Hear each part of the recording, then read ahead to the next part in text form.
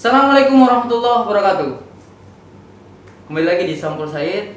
Hari ini kita berkesempatan hadir di ruang Kasat Lantas Polres Penajam Pasir Utara, AKP Alimudin. Alimudin Pak ya? Betul. Tapi Terima kasih. Tapi Alimudin ini Kasat Lantas. Iya. Alimudin. Karena banyak banget Alimudin di kabupaten yang bakal jadi KN ini Pak. Iya. Ya Pak Alimudin yang hari ini mengurusi lalu lintas di Penajam Pasir Utara untuk di Polri sendiri. Beliau adalah orang yang cukup aktif dalam kegiatan-kegiatan penjagaan untuk mengamankan aktivitas masyarakat, khususnya bicara tentang masalah lalu lintas. Apa kabar nih Pak Kasat? Saya panggil Pak Kasat aja biar agak santai. Betul, gitu ya. kan. Pak Kasat. Pak Kasat, karena saya kalau Pak Alimudin itu biasanya bilang mau panggil Pak Kadis, mau panggil Daeng, mau panggil Kanda gitu.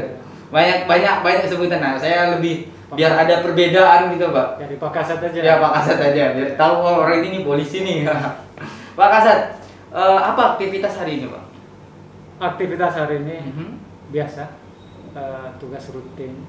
Tugas rutin. Menjaga kelancaran, keamanan, ketertiban lalu lintas di wilayah PPU secara umum.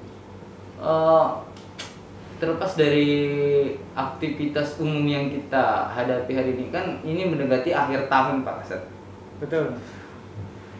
Ada nggak tugas atau fungsi atau tugas khusus deh terkait tentang masalah di lantas sendiri dalam menyambut perpindahan tahun?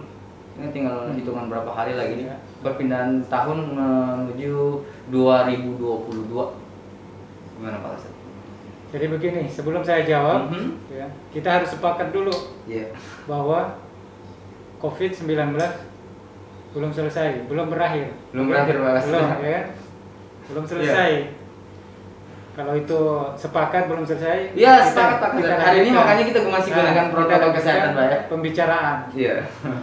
Oke, jadi itu mendasari ada industri instruksi Mendagri, ada Perbuk Bupati PPU yang intinya bahwa malam pergantian tahun baru, bahkan tahun barunya sendiri, tempat-tempat yang berpotensi untuk menimbulkan kerumunan, misalnya taman kota, alun-alun, ya, itu tidak diperkenankan. Untuk berkumpul di situ. Berkumpul untuk melakukan aktivitas apapun tidak diperkenankan. Yang mengingat tadi itu COVID-19 belum berakhir. Sepakat sih Pak untuk ya.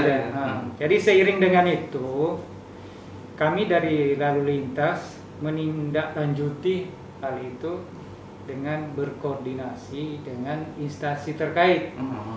Jadi instansi terkait di sini, kami kemarin sudah rapat di sini, kantor kami. Itu antara lain ada dari perwakilan dari Kodim, ada dari Dishub, ada Satpol PP, ada dinas PU. Jadi kami koordinasi sampaikan bahwa tindak lanjut dari Mendagri itu sangat perlu. Kami dari lalu lintas akan melakukan rekayasa jalan lalu lintas di depan Pemkab. Yang titik depan ini? Titik depan itu mulai dari taman ini, alun-alun itu sampai ke Pemkab sana, itu kami lakukan rekayasa jalan. Ya. Bedanya rekayasa jalan dan penyekatan itu apa sih Pak? Jadi kalau secara ini, ya secara sepintas sepertinya kalau kita tidak jelaskan sebaik mungkin, jangan-jangan ini ada penyekatan. Iya, kan yang gini Pak, mindsetnya seolah-olah kan nanti gini. Iya. Ini ada aktivitas bubuan lantas nih, ada orang bubuan polisi yang lagi jagain mindset masyarakat kan nanti dia pikir Pak, ini kita ada penyekatan nih. Jadi terima kasih pertanyaannya yang cukup bagus, yang bisa mendidik untuk masyarakat. Biar tahu ini bedanya rekayasa lalu lintas sama penyekatan. Ini di sini nanti jelas. Kalau penyekatan, jadi itu penyekatan itu membatasi titik dari A untuk bergabung dengan titik B. Umpamanya dari Penajam sini mau ke Petung itu ditutup di depan, akses ya, ditutup ya gitu. harus tutup, tidak boleh, harus belok kanan karena nanti bertemu nanti titik A sama titik B. Itu penyekatan, jadi membatasi untuk tidak bertemu. Untuk rekayasa sendiri? Kalau rekayasa tidak membatasi, cuma memberi alternatif jalan lain.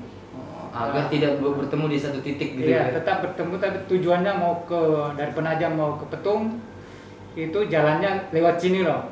Ada jalan alternatif.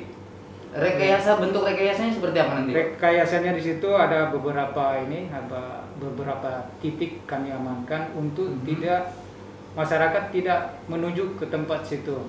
Ya, jadi ada rambu-rambu lalu lintas di situ dijaga dari Satpol PP, Dinas Perhubungan, Polri sendiri, termasuk dari rekan kita dari TNI.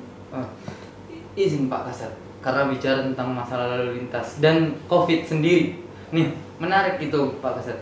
Kami ini masyarakat ini terkadang Pak Kasat lebih takut sekarang tidak menggunakan masker di razia daripada tidak menggunakan helm. Ini penting. Apa yang harusnya apakah memang begitu sih Pak? Atau memang lebih penting masker, benar nggak sih Pak? Atau ya penting semua? Jadi saya lihat lebih banyak orang lebih takut pakai masker. Sementara ini yang terlihat. Iya. Jadi kalau kita bilang sama-sama penting, iya sama-sama penting, sama-sama berbahaya juga. Ya kan? Artinya memang harus gunakan dua-duanya gitu ya. Harus menggunakan. Ini sama-sama bisa menimbulkan kematian. Tidak pakai masker, ya bisa kita terserang COVID, bisa menimbulkan kematian. Tidak menggunakan helm, ya kan? Jatuh itu juga kematian, bisa menimbulkan kematian. Makanya sama-sama pentingnya, cuman kalau pelanggaran lalu lintas di situ ada konsekuensi hukumnya, itu ada penindakan di situ. Terus kalau di masker ini itu ya, yang belum ada ketentuan pidananya di situ. Belum ada. Pak Kasat, menarik nih bicarain tentang masalah penggunaan lalu lintas tadi. Penggunaan keselamatan dalam berlalu lintas bakal ditindak gak sih Pak Kasat? Orang-orang yang memang ya udahlah membandel nih, misalnya lawan arah, terus kemudian ya jelas-jelas nih ada penyekatan, rekayasa lalu lintas di situ, terus kemudian dia ya selonong bawa ya tidak menggunakan helm. Jadi Polri penindakan itu alternatif terakhir. Kalau sudah ngeyel gitu ya? Iya, alternatif terakhir. Tetap langkah-langkah preventif tetap dikedepankan. Ya. Jadi kalau bicara ditindak ya pasti ditindak, tapi itu alternatif terakhir. Kalau masih bisa dilalui preventifnya, pencegahan masih bisa kita terapkan, ya kenapa harus penindakan? Artinya kalau ya sangat bijak lah. Kalau memang tetap ngeyel ya baru gitu ya. Ya berarti kan preventif tadi itu kan tidak bisa lagi diterjemahkan itu. Artinya berarti harus ditindak lagi. Silakan diterjemahkan. Tapi langkah-langkahnya itu harus kami lalui. Iya betul. Menarik nih Pak Kasat, karena orang mikir seolah-olah lebih takut tidak gunakan masker daripada ya gunakan helm. Pasca dari gelaran ini kan walaupun agak rendah, dan kita hari ini sepakat bahwa COVID belum selesai. Iya, sepakat.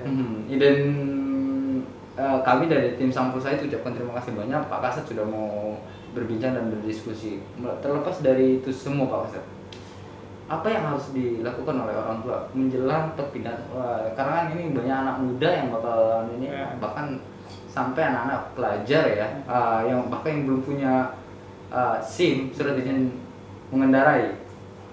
Apa yang Bapak harapkan ke masyarakat terkait tentang masalah anak-anak muda kita ini, dan apa yang bisa disampaikan ke orang tua yang punya perhatian? Berbicara dengan orang tua sudah sedikit terjawab ya kan, bahwa kami tidak bisa sendiri. Artinya khususnya anak-anak sekolah remaja kan, termasuk anak SMP itu kan sudah bawa kendaraan. Itu tidak terlepas dengan kontrol dari orang tua ya kan. Jadi orang tua saya mengharap jangan percayakan ke kami untuk keselamatan anak dan keluarga. Jadi kita berkolaborasi. Para orang tua harus dengan intens untuk mengingatkan anaknya untuk tidak itu tadi melakukan pelanggaran misalnya lalu lintas. Kami juga melakukan peneguran di jalan. Jadi kita artinya untuk meningkatkan kepedulian berlalu lintas salah satunya itu butuh peran serta masyarakat juga Pak Kasat ya. Sangat butuh ya. Tokoh masyarakat sangat butuh. Ya. Upaya apa lagi yang Pak Kasat lakukan menjelang ini? Terlepas ya sebenarnya hari ini kita juga sedang bersosialisasi, mensosialisasikan. Sosialisasi apa yang Bapak lakukan terlepas dengan media sendiri ya? Iya, jadi terima kasih nih. Ini bagian juga dari sosialisasi. Nanti semoga nanti pemirsa ada yang menyimak. Harapan saya itu jadi penting kami lakukan sosialisasi sebelum tanggal 31, sebelum tanggal 1 terkait rencana rekayasa kami. Mengapa? Karena di alun-alun di situ ada aktivitas gitu. Ada aktivitas di situ yang mungkin menggelar jualannya. Nah, itu yang diantisipasi. Itu yang kami lindungi. Nah, kami ada pedagang kecil yang kami lindungi. Kenapa bahasanya melindungi? Kenapa? Jangan sampai nanti malam tahun baru ya, atau tanggal 1 dia menggelar itu segala bentuk jualannya, itu kan perlu modal. Nanti tidak ada pengunjung, kasihan. Selain kepentingan lebih besar lagi, di sini ada masyarakat umum Penajam Pasir Utara. Itu harus dilindungi, masyarakat umum kita lindungi. Jangan sampai dengan adanya kegiatan di malam tahun baru atau di tanggal 1-nya mereka berkerumun mengakibatkan angka COVID meningkat. Ya itu jadi kesalahan kita semua jadinya. Artinya memang butuh kepedulian kita semua terkait tentang masalah ini. Terima kasih banyak Pak Kasat. Ya saya ulangi lagi, terima kasih banyak karena sudah mau berdiskusi. Saya berharap apa yang kita diskusikan hari ini bisa jadi nilai edukasi buat masyarakat secara keseluruhan.